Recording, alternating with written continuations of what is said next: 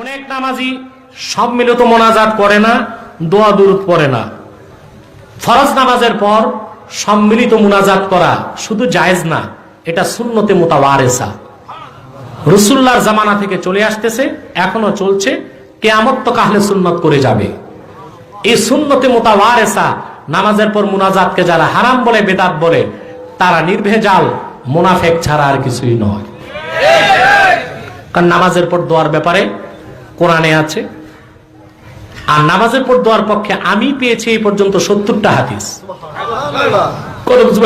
যেমন কোরআনে আল্লাহ তাআলা সূরা ইনশিরাহে বলেছেন, ফাইজা ফারাক্তা ফাংসাব। ইয়াতের ব্যাখ্যায় 14 থেকে 19 জন মুফাসসির আব্দুল্লাহ বিন আব্বাস সহ বলেছেন, ফাইজা ফারাক্তা ইয়া মুহাম্মদ সাল্লাল্লাহু আলাইহি সাল্লাম ফানসাব ফি দুআ ইলা রাব্বিক। মুহাম্মদ সাল্লাল্লাহু আলাইহি সাল্লাম, আপনি যখন ফরজ নামাজ শেষ করেন তা আল্লাহর কাছে দোয়ায় নিয়োজিত হন। তো ফরজ নামাজের পর দোয়া আছে না নাই? হাদিস আছে কতটা, তার হিসাব নাই। আমি 70টা পড়ছি। বুখারীতে এসেছে, মা আয়েশা বলেন, ফরজ নামাজের পর দেখতাম আল্লাহ রাসূল পড়তেছেন, আল্লাহুম্মা আনতাস সালাম ওয়া মিনকাস সালাম তাবারাকতা রাব্বানা ওয়া তাআলাইতা ইয়া যাল জালালি ওয়াল ইকরাম। রাসূলুল্লাহ এত জোরে পড়তেন, মসজিদ নববীর আওয়াজ মা আয়েশা ওনার ঘরে বসে শুনতেন।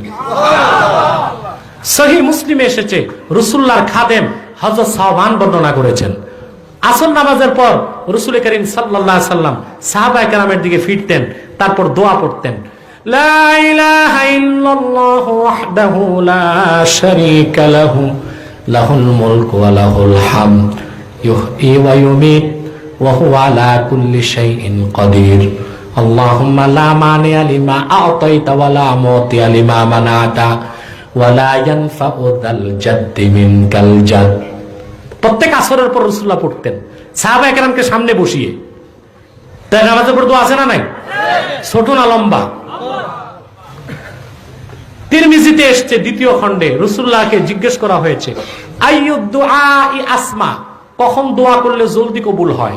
রাসূলুল্লাহ বলেছেন, জাওফাল লাইলিল আখির ওয়া দুবুরাস সালাওয়াতিল মাকতুবা, অর্ধেক রাতের শেষে আর প্রত্যেক ফরজ নামাজের পর দোয়া করলে আল্লাহ কবুল করেন। তো ফরজ নামাজের পর দোয়া আছে না নাই? এখন যে মৌলবী কয় নামাজের পর কোনো দোয়া নাই, সম্মিলিত দোয়া নাই, এটা কি মৌলবী না ব্রাহ্মণ?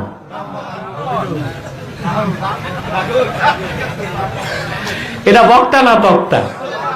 শুধু তক্তা না জাহান্নামের তক্তা? কিচ্ছু নাই মাথায়, কিচ্ছু নাই, পড়ালেখা নাই, দাবি করে আহলে হাদিস। আর আমি 3টা হাদিস শোনালাম বুখারী, মুসলিম, তিরমিজি থেকে। তা হাদিসে পাও না নামাজের পর দোয়া আছে? কেমন আহলে হাদিস হইলা? আসলে তো আহলে হাদিস হও নাই, আহলে খবিস হইছো। তারপরে এখন বলে, হুজুর দোয়া মানলাম, তা হাত উঠান কেন? বলে না, দোয়া মানলাম, হাত তুলেন কেন? ওনারা এমপির কাছে গেলে গম চাইতে হাত পাতে, দোকানে গেলে 10 টাকা লবণের পোটলা নিতে হাত পাতে। নামাজের উপর দোয়া মানে হাত তুলতে চায় না, মানে আল্লাহর কাছে অহংকার করে, হাত তুলতে লজ্জা পায়।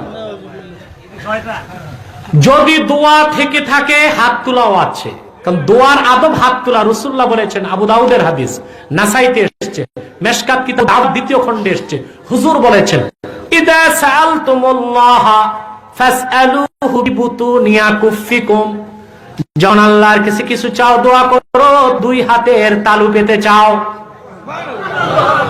তা নামাজের পর দোয়া আছে না নাই? হাত তোলা আছে না নাই? দোয়ার আদব হাত তুলতে হবে।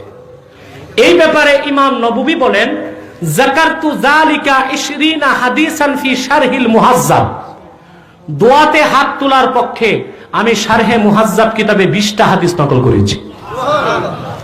তা নামাজের পর দোয়া আছে, হুকুম কোথায়? দোয়া আছে 70টা হাদিস আমি পাইছি, আর দোয়ায় হাত তুলতে হবে 20টা হাদিস আমি পাইছি। তা নামাজের পর দোয়া করবেন, হাত তুলবেন না তুলবেন না? ওই ব্রাহ্মণকে কথা শুনবেন? আল্লাহ তাআলা হেদায়েত করুন। আমাদের পর মোনাজাত করা যাবে কিনা, অর্থাৎ হাত তুলে। আমি অনেকবার আপনাদের বুঝাইছি, মসলাটা আপনারা প্রশ্ন করেন অন্যভাবে। একটা মসজিদে আপনি যেয়ে দেখলেন সেখানে প্রত্যেক রাত্রে মসজিদে জামাতের সাথে নিয়মিত তাহাজ্জুদের নামাজ পড়া হয়। আপনি বললেন এটা ঠিক না। তারা প্রশ্ন করল, কেন মসজিদে তাহাজ্জুদ পড়া যাবে না? ভাগটা বুঝতে পেরেছেন? মসজিদে তাহাজ্জুদ পড়া নাজায়েজ নাকি? আপনি কি মসজিদে তাহাজ্জুদ পড়তে নিষেধ করেছেন? না, জামাতে তাহাজ্জুদ পড়তে নিয়মিত নিষেধ করেছেন, ঠিক না? তা আপনি যা প্রশ্ন করেছেন কোনোটাই নাজায়েজ না। নামাজের পর অবশ্যই মোনাজাত করবেন, সুন্নত মোনাজাত। আর যদি একাকি আপনার আবেগ আসে হাত তোলেন, এটাও সুন্নতের বাইরে না। রাসূলুল্লাহ সাল্লাল্লাহু আলাইহি ওয়াসাল্লাম নামাজের পরে হাত তুলতেন না, ফরজ নামাজের পরে হাত না তুলেই দোয়াগুলো পড়তেন। তারপরেও হাত তোলা দোয়ার আদবের অংশ। কেউ যদি বিশেষ হালতে নিজে ব্যক্তিগতভাবে হাত তোলে কোনো সমস্যা নেই, কিন্তু ইজতেমাই ভাবে সবাই একত্রে নিয়মিত, এটা নিঃসন্দেহে সুন্নতকে ছোট করা হয়। রাসূলুল্লাহ আজীবন একা করেছেন, ডজন ডজন হাদিস আছে। আপনি সারা জীবন জামাতবদ্ধভাবে করছেন, আবার সুন্নতের মহব্বত দাবি করছেন, এটা ঠিক হলো না।